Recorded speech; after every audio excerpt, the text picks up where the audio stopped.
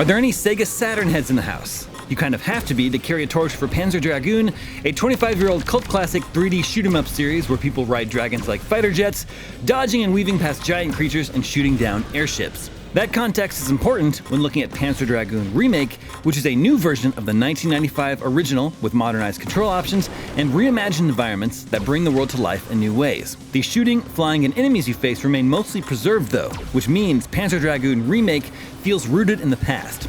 And that includes the limitations and old-school frustrations native to the time.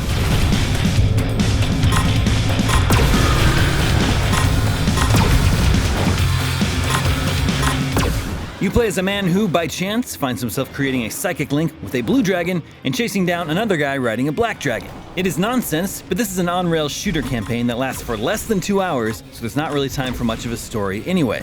It's all about dodging and weaving around the screen to avoid projectiles, while shooting enemies with your laser, which can fire rapidly or lock onto multiple targets. Both weapons are important. Lock-on shots make it easy to grab and take down a few targets at once, but you can't use it to shoot down incoming enemy projectiles, which is essential. It takes some getting used to because your first reaction might be to try to dodge, but that never works well. Finding the rhythm of switching between offensive and defensive shooting creates a rapidly rising and falling tension as waves of enemies ebb and flow, and it's easy to get overwhelmed if you take too long to clear the screen. Panzer Dragoon Remake isn't all that impressive to look at by modern standards, but when you compare it to the 1995 original, there are lots of improvements to appreciate. It completely reimagines all 7 levels, building out the environments and adding lots and lots of additional detail. Every crack and crevice has received similar treatment, creating a series of fully formed spaces. And key moments, like the building crashing down on you before the first boss, are still here and feel more like the impressive events that they were probably supposed to be. The gameplay remains unchanged for the most part, but there is at least one new mechanical feature, a modern control scheme option.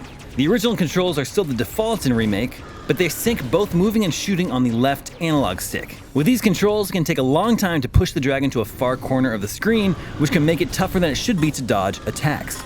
The new control option separates aiming and shooting, which increases your mobility and feels more like a modern game. Still, you're not going to be dodging much incoming fire. But yes, you heard that right, it is less than 2 hours long. Closer to 1, in fact. That's because Panzer Dragoon is built like an arcade game. You have 2 shots to fly and shoot your way through its 7 levels. You can earn extra lives depending on your performance that restarts you at the beginning of a level when you die, but when you run out, it is game over. There's that old school sting of losing all your progress right near the end. Then again, once you do finish it, there isn't much more to do except replay it on hard mode, which is more taxing but not necessarily more satisfying. Without a leaderboard or any means of memorializing your best runs, there is little reason to go back more than once or twice. Panzer Dragoon Remake is a cool window back to a neat little corner of video game history. With modernized graphics acting as rose-tinted glasses to make it more visually pleasing than the 1995 original, this is a neat little arcade shooter that keeps things exciting for an hour or two. It's just enough to make you wish that the developers had gone a little further and built this remake up with more levels, or maybe gambled on a fully modernized take on the original's simple concept.